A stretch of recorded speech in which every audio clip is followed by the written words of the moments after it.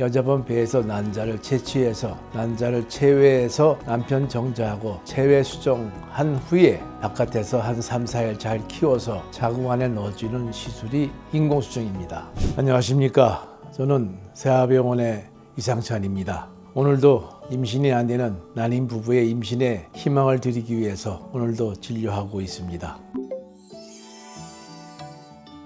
자연 임신이라는 것은 정자 난자가 배에서 만나 수정되고 착상되는 과정입니다. 그 과정에서 배란 시기에 잠자리 부부관계를 하였을 경우에 정자가 자궁경부라는 통로를 지나가야 됩니다. 정자가 100마리가 있으면 쓸만한 정자는 한 4, 5마리밖에 되지 않습니다. 수정 가능한 활동성이 강한 정자를 골라가지고 자궁 안에 넣어주는 시술입니다. 그렇게 하더라도 자궁 안에 들어간 정자는 또 배에서 난자와 만나 수정이 돼가지고 또 착상이 되는 과정이 일어나야 됩니다. 그러면 인공수정을 하더라도 배에서 정자 난자가 못 만나면 임신이 어렵기 때문에 여자분 배에서 난자를 채취해서 난자를 체외해서 남편 정자하고 체외 수정한 후에 이것을 바깥에서 한 3, 4일 잘 키워서 자궁 안에 넣어주는 시술이 인공수정입니다. 그러니까 우리 포유류는 정자와 난자가 우리 몸 안에서 수정이 일어납니다. 우리 인간은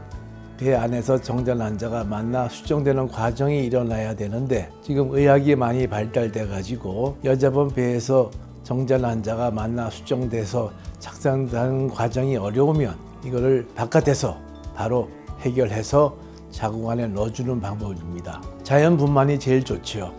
자연 임신이 제일 좋듯이 그것이 잘 안 되면 먼저 유도분만을 합니다. 그래도 안 되면은 제왕절개 해버리면 아기를 놓을 수 있듯이 임신이 안 되면 바로 또 시험관 아기로 도와줘서 이 임신을 가질 수 있는 방법이 많이 생겼습니다. 그래서 인공수정을 하든 또 배란 시기를 맞춰서 잠자리를 하든 정자 난자가 배에서 만나 수정되는 과정이 일어나야 되는데 이것이 어렵다면은 바로 난자를 바깥으로 빼내서 정자를 체외 수정시켜서 자궁 안에 넣어주는 시술이 바로 시험관내기 시술입니다.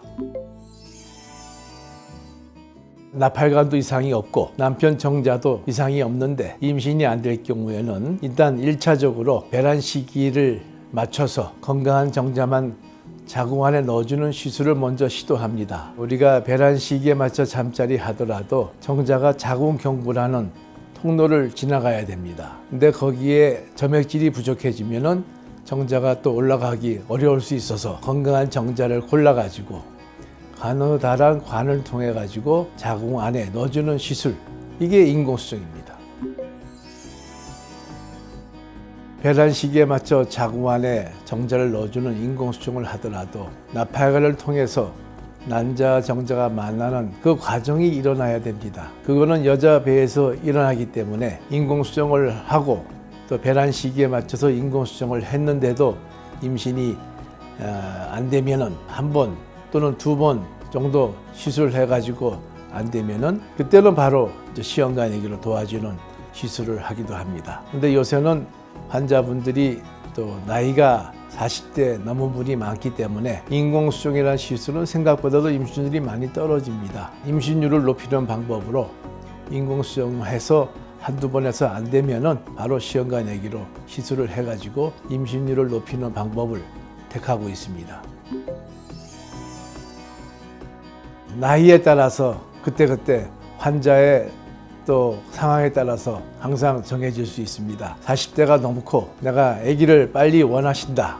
그럴 경우에는 인공수정보다도 바로 시험관 아기로 넘어가기도 하고 30대 중반인데 아직 나이가 젊고 아직 심리적으로 쫓기지 않으면은 또 나팔관도 또 남편 정자도 이상이 없다면 인공수정을 한두 번 더 시도를 해보기도 합니다. 어떻게 정해진 것이 아니고 환자의 나이하고 또 환자의 여러 가지 상태를 고려해 가지고 환자분하고 서로 상의하기도 합니다. 나이가 42살인데 아기를 원하러 병원에 왔을 때 환자분이 심리적으로 안정이 되고 기다려보는 그런 여유가 있다면 일단 배란 시기에 맞춰서 잠자리나 인공수정을 먼저 해보기도 합니다. 그런데 난소 나이가 좀 많거나 40대 초반을 넘어서서 임신에 대해서 많이 여러 가지 스트레스를 많이 받는다면 이때는 시술이 어려운 게 아니고 임신율이 제일 높은 방법을 고려하게 됩니다. 그래서 임신율을 높은 방법으로서 시험관내기를 또 바로 넘어가기도 합니다. 환자의 상태하고 또 임신율을 고려해 가지고 환자분하고 서로 논의를 하면서 또 상의하게 됩니다.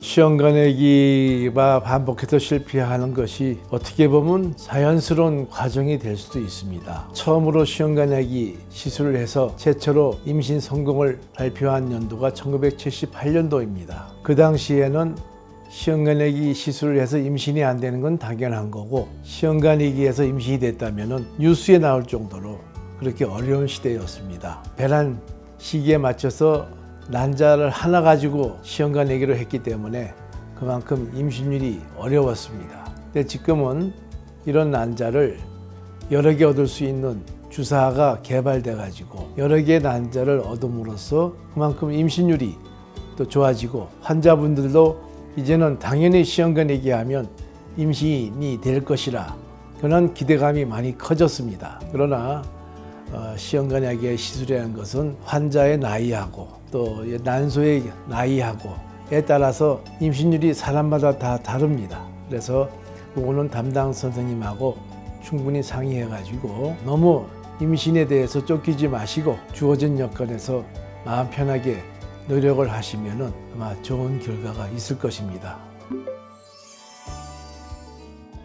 환자의 나이가 이미 결정되어 있습니다. 또 난소 나이가에 따라서 임신율은 사람마다 정해져 있기 때문에 난임 시술을 하실 때 제일 중요한 것이 마음을 편하게 쫓기지 않고 스트레스하는 마음가짐이 필요할 수 있습니다. 실제로 이런 일이 있었습니다. 46인데 난자가 나오질 않았거든요. 이제 임신의 생각을 벗어나서 조금 여행 좀 갔다 오라 했더니만 46인데 자연 임신이 돼가지고 왔습니다. 그만큼 심리적인 영향이 많이 클 수가 있고, 또 이런 적이 있었어요. 30대 말인데 다 이상이 없는데 임신이 안 돼서 이런 것을 원인 모를 불임이라 합니다. 그래서 시험관내기를 3번 해가지고 겨우 임신이 돼서 아들 하나를 낳습니다. 근데 어느 날 몇 년 뒤에 3살 된 아들 손잡고 떡 하나 들고 그 다음에 임신 9개월 돼가지고 저를 찾아왔어요.